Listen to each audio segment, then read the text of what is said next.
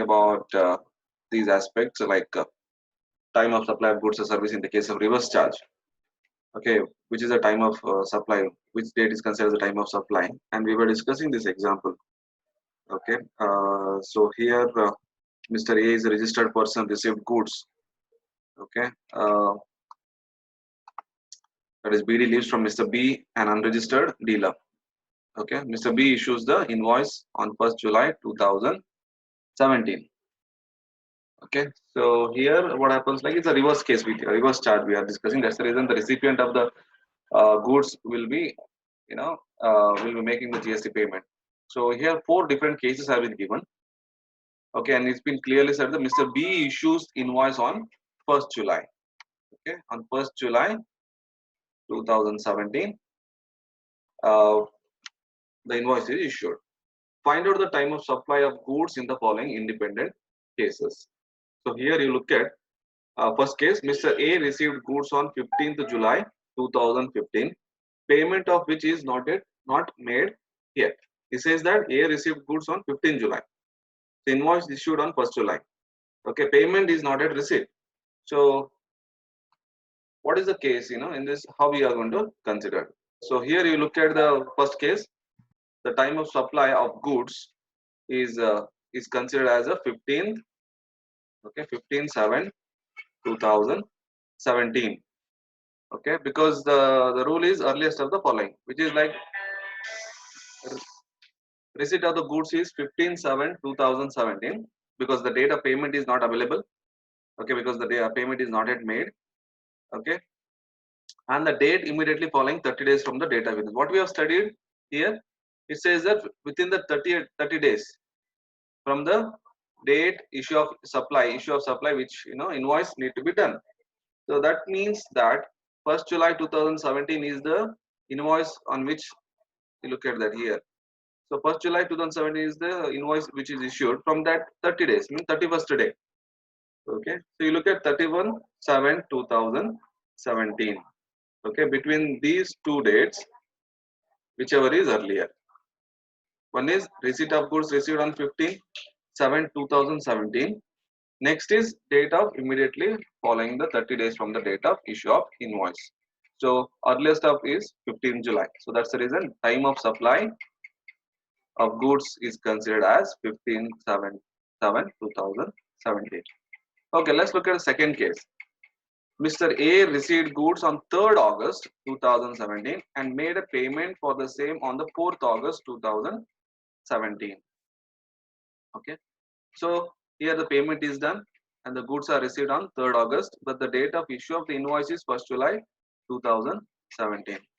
So here let's look at earliest of the following, which is earliest when the goods have been received.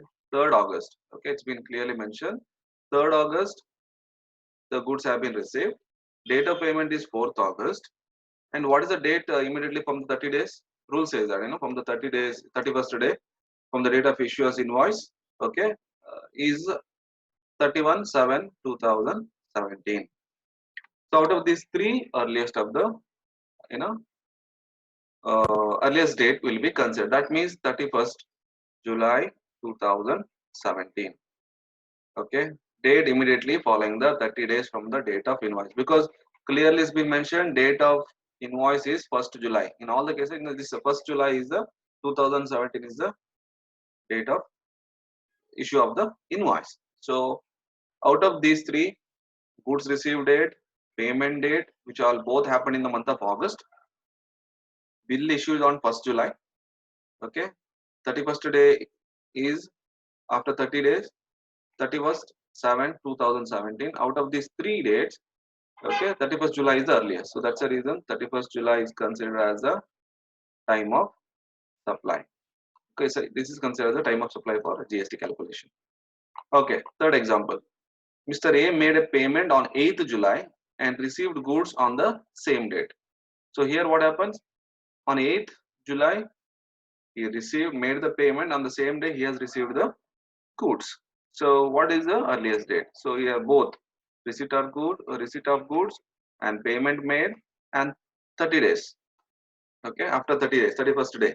Out of these three, 8th July. So 8th July is the Earliest of the three, 8th July is the time of supply. In the last case, Mr. A received goods on 10th July 2017 and made payment for the same on 9th July 2017. Okay, he received goods on 10th and made payment on 9th. Okay, so out of these three, receipt of goods, payment of date of payment, and 31st day of from the date of issue of the invoice. So out of these three dates, earliest of the one. So 9th. 9th is the 9th July is the time of supply. See here we are considering the time, which date, on which date, which is the date is we consider as a day of supply, time of supply, because these are the different cases we come across in the problem in the real situations as well. So it is very important for us to understand, okay, which date I need to take into consideration as a time of supply. Similarly, next topic which we are going to discuss in this same unit is a place of supply. Over there also, and the previous chapter we discussed is the value of supply. See, in all these cases, when the real case happens, case to case basis, we need to find out what is the value. There are rules and methods to compute the value of supply, because unless we know the value, we are unable to calculate the GST. Then here we are finding out the time of supply, because we need to find there are different dates are available: date of receipt, date of issue of the invoice, date of payment. And we have seen in case of supply of with related to goods, with related to service, with related to reverse charge, with related to goods and services. Now we are discussing reverse charge. So rules changes, and under each one there are multiple other information or rules we have seen now. Okay, these all things will be part of because we need to find out the time, because every monthly GST return files you have to do. The registered GST guy, registered dealer or the manufacturer, whoever, he needs to file the return. So next month, this month July, for example, July or April's, okay, whatever transaction happened, he has to by 20th of next month he has to file. So that's it is very important, to understand that time of supply is much needed. It's very much important, okay, to keep the track record and everything. So next we are going to talk about on the place of supply, because very important where the place, because unless we know the place, how can we determine whether there is intrastate, whether is interstate, whether is related to export or import, whether the transaction is in that principal or agent is involved. So what is the rules with related to the goods, place of supply of goods, what is the rules with the place of supply of services. Okay, these are all, this still more much bigger things are there in the place of supply, because that is also very important, because whether CGST, SGST, IGST, UGST, union territory, everything is, if we want to apply, then we have to be aware that what is the place of supply. Okay, so these are the three important concepts you need to keep on reading. Okay, next look at the next example. C Limited, a registered firm, received services from Raman and Company, an advocate firm, an unregistered person. Okay. So what it clearly says, C Limited is a registered firm, received services from Raman and Company. Okay, which is Raman and Company is an unregistered person. So when in these cases only the reverse charge is applicable. The firm issued invoice to C Limited on 1st July 2017. Determine the time of supply of services in the following independent cases. So this problem is related with the services. So unlike the previous one which talks about goods. So first case, C Limited made the payment to the firm on 15th August 2017. Okay, and the firm issued, okay, the firm issued that bill on 1st July 2017. Okay, so when you look at this, so in the second case also talks about C Limited made the payment to the firm on 11 September 2000. So let's look at the first case. And C Limited turnover is preceding financial year was 2 crore. Okay, so more than 1.5 crores. 2 crore turnover was there. Okay, what is the answer? The first case, time of supply will be 15th August 2017. Okay. So why? Because you could see what is the rule applies within the 60 days. With related to services, it will be a 60 days. I'll show you this, you'll remember. So look at here. Here we are talking about 30 days agree with related to goods. Here we talk about 60 days. Okay. Date of immediately following 60 days from the date of issue of the invoice by the supplier within 60 days. Okay. 60 days, 61st days it need to be done. So 1st July, okay, issue is invoice, the invoice is issued, and before the 60 days only, the payment is received on 15th August. So that means time of supply is considered as a 15th August 2017. Next case. So the C made a payment to the firm on 11th September 2017. Okay. So what happens here? So it's 11th September. So actually the first invoice was issued by Raman and Company to the C Limited is 1st July. The whole month July you consider, July month and August month, 2 months, 60 days are over. You like when the payment is done, you look at here, September, 11th September. So after completion of 60 days, okay, it is over. But what is the on the 61st day? The rule is 60 days. Agree. So time of supply will be 30th 8 2017, because as per the rule on 61st day, okay, consider July month dates, 1st July to 2017, the whole month, and September month. So after the 61st day is 30th August 2017, 61st day. Okay.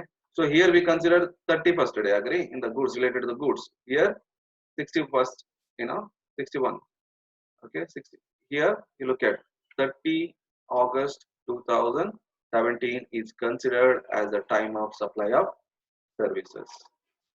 Okay, because it's not, you can see, as the payment made after the date immediately following 60 days from the date of the invoice. So rule is given here. See, because the C Limited made the payment to the firm on 11th September after 60 days. Because that's the reason. If that is the case, then 61st day we are going to consider. In the previous case, what happened? Within 60 days they have issued, make the payment. So that's the reason we consider 15th August is the time of supply. Okay. Please make a note of these things. I hope you are following it up. Okay. Next comes another example with related to the associate enterprise. Okay. X Limited and Y Limited.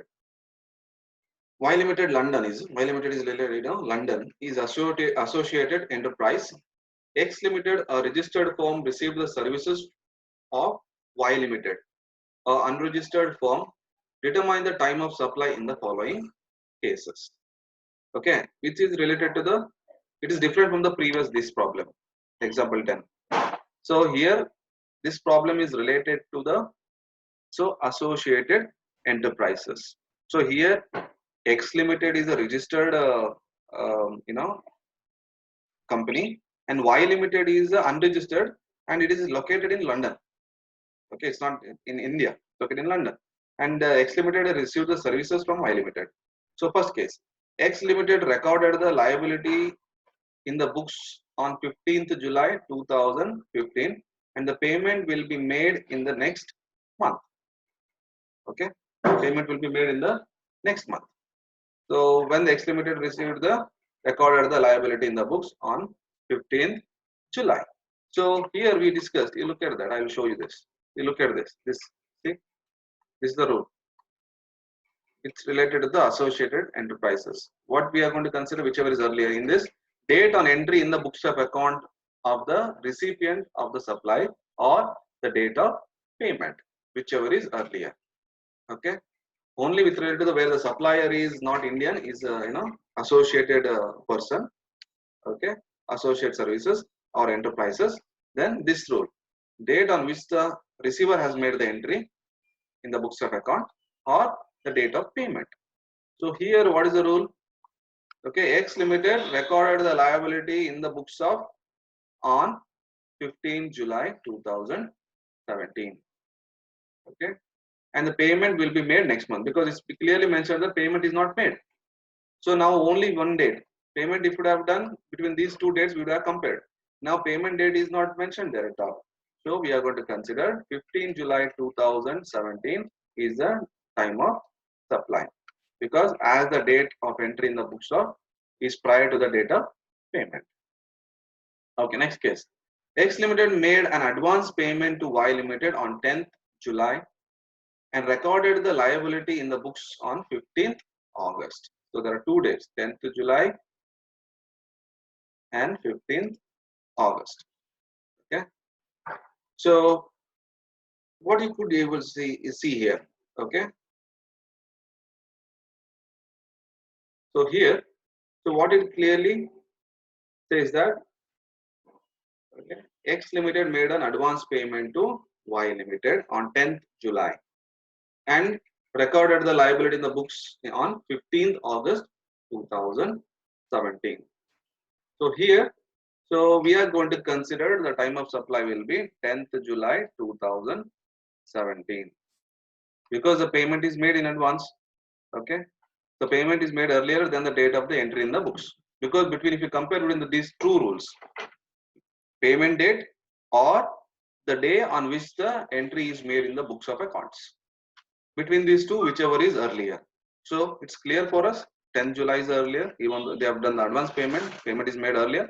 So out of these two dates, 10th and 15th August, 10th July and 15th August, so 10th July will be considered as the time of supply. Okay. So this is with related to the reverse charges. Please remember this rule. Time of supply of goods and services in case of reverse charge. Okay. So I recommend please keep on reading those. Otherwise, it put you in confusion. Okay. So next comes to the goods sent for approval. Okay. Here in this, if the goods are sent for approval, then time of supply, which one you are going to consider? The time when it becomes known that the supply is taken place, or the 6 months from the date of the removal, whichever is earlier. Okay, that is been given. So this is not very much needed now for you, just for the remember. Okay, next comes here, you look at their voucher, time of supply of voucher for goods or services. Okay, so if the supplies is identifiable at the point, because it's related to those time, you are finding out the time of supply with related to the vouchers for goods and services, because we nowadays everywhere, like, you get vouchers, agree, which you can redeem it in a given specified time. Okay, many companies, many shops, and they issue the vouchers. Okay, so you can redeem it at later stage in the given period of time. So here it's related to those. Okay, if the supplies is identifiable at the point of time. Okay, if that is the case, okay, so time of supply equal to date of issue of the voucher. Okay, time of supply equal to date of issue of the voucher, because if the supply is not identifiable at that point, the time of supply equal to date of redemption of voucher. Okay, so what is clearly says here is, if you are able to identify the voucher, okay, at the issuing point, okay, then date of issue of the voucher will be considered as the time of supply. If you are unable to identify for which purpose the voucher I can redeem it, then on the day of redemption, when you redeem that voucher, that day will be considered as the time of supply. Okay, that will be more clear to you when we discuss these examples. Okay, because yearly says that it's clearly identifiable situation. Example, electronic goods company shop says that they issue the voucher of 5,000 rupees to a customer. Okay, you can redeem it against the electronic only TV. You can redeem against the TV only when you buy a TV, or when you buy. It's clearly they have mentioned. Okay, like what it is redeemable against which goods, clearly mentioned, then fine, that falls under the first category if the supplies is identified at the point. Example, in the second case, they have issued a voucher to the customer, but nowhere, because it's a supermarket which issued the voucher, and they never mentioned it is against which I can redeem. So freedom, you have freedom, whatever you want you can redeem, which is available in the supermarket, means that means that it is not clear. exactly against what I can able to. So in that case, that falls under the second category. That is, if the supplies is not identifiable at that point. Okay. So that is how. Well, let's look at the examples. Reliable Industries, a ready-made garment manufacturer, issued the voucher on 10/7/2017 to the prospective customer for enabling them to buy a ready-made garments manufactured by them, okay, from their shop. Customer purchased a ready-made garment on 20th August 2017. So there are 2 dates. Voucher issued on 2017 and customer redeemed it on 20th August 2017. So find out the supply of goods. Find out the time of supply of goods. So here 2 dates. The voucher issue date is there and the voucher redemption is there. But what is you are aware here? Reliable Industries are ready-made garment because they are manufacturing ready-made garment and they issued to the prospective customer, enabling them to buy ready-made garments only. And the clarity is there because at the time of they issued the voucher, they clearly said that you can redeem this voucher against the ready-made garments only. That means you are aware about what against what which goods you are going to redeem that. So that means 10th July issue date of the voucher is considered as the time of supply. Issue date is considered as the time of supply. Next case. Shopper Stop Store, a large retailer who sells various types of products like ready-made garments, jewelry, cosmetic, fabric, shoes, etc., issued the voucher on 10/7/2017. Okay, to the prospective customer for enabling them to buy any product from their shop. Customer purchased ready-made garments on 20th August 2017. Okay, so what you are seeing here, I am considered the answer is time of supply is 20th August. The reason is where I told you because at the time of issue of the voucher, the retailer has never didn't tell anything against which he can redeem. Correct? He cannot identify because the Shopper Stop sells everything: ready-made garment, jewelry, various products, fabrics, cosmetics, everything is there in the shop. But they never mention that against which product you can redeem this voucher. So the customer has a freedom against whatever product he wish to redeem that voucher, he can redeem. So that's the reason it as you are not able to identify the goods at the beginning, so it's very clear for you that at the date on which the customer has redeemed, that date is considered as the time of supply. That is, he redeemed that against the garments on 20th August 2017. Okay, so that is considered. So please be clear. I hope you are clear with this what I said now. Okay, so this is how it is considered. Okay, in case of voucher. Okay, voucher. This rule you have to identify identifiable or non-identifiable. Okay. Okay, next comes time of supply of goods or residual provisions. So that is extra. So it talks about in other apart from whatever discussed so far, in other cases. Okay, what is the rule? In case it is not possible to determine the time of supply under any aforesaid provisions, the time of supply will be so now till now we have discussed so many kinds of types where time of supply we calculated, we found out. Okay, various provisions we discussed, but all even though after all those provisions still you are not able to find out the time of supply, then which date we are going to consider as the time of supply? How you are going to consider which date as the time of supply? So here there has been given the rule: due date of filing of return, in case where periodical return has been filed, due date of filing. So the date when the dealer or registered dealer files the returns means periodically, regularly he files the returns.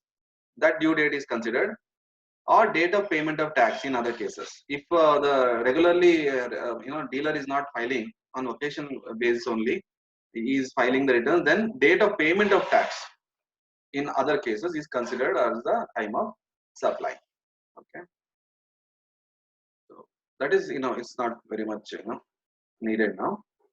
So next comes time of supply of goods or services related in addition to value of supply by way of interest, late fees, penalty and all. In case you need to pay penalty or late fee anything, then how you are going